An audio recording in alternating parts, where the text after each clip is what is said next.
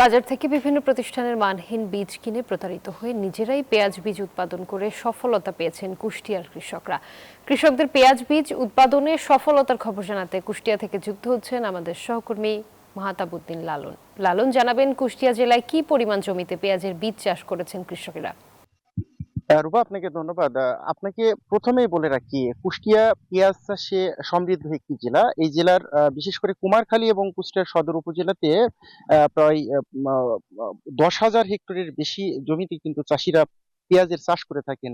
জেলার সামগ্রিক চিত্র যদি একটু আপনাকে বলি, প্রায় 16,000 হেক্টর জমিতে কিন্তু চলতি মৌসুমে কৃষকরা এই পেঁয়াজের চাষ করেছিলেন। তো এই পেঁয়াজ চাষ করতে গিয়ে কৃষকরা বিভিন্ন সময় বাজার থেকে নাম সর্বস্ব যেসব প্রতিষ্ঠান রয়েছে সেসব প্রতিষ্ঠানের বীজ কিনে কিন্তু প্রতারিত হয়ে আসছিলেন। এর ধারাবাহিকতায় কিন্তু তারা নিজেরাই এই পেঁয়াজ বীজ আসলে তৈরি বা উৎপাদনে জড়িয়ে পড়েছেন।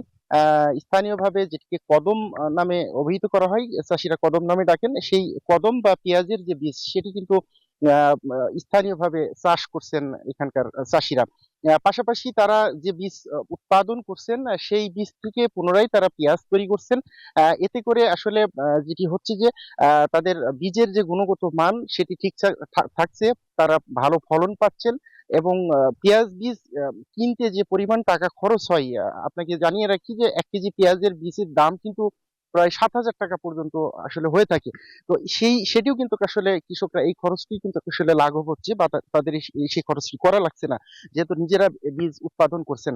আমি চাষীদের সাথে কথা বলে জেনেছি, তারা যেটি বলছেন যে আসলে আহ, সরকারিভাবে যদি সহায়তা পাওয়া সম্ভব হয়, সেই ক্ষেত্রে হয়তোবা এই পেঁয়াজ বীজের যে চাষ সেটি আরো সম্প্রসারিত হবে। কৃষি বিভাগ বলছে যে এই পেঁয়াজ বীজ যাতে কৃষকরা আহ, চাষ করেন বা চাষে উদ্বুদ্ধ হন, সে ব্যাপারে কিন্তু আসলে সব ধরনের সহযোগিতা কৃষকদের দেওয়া হচ্ছে।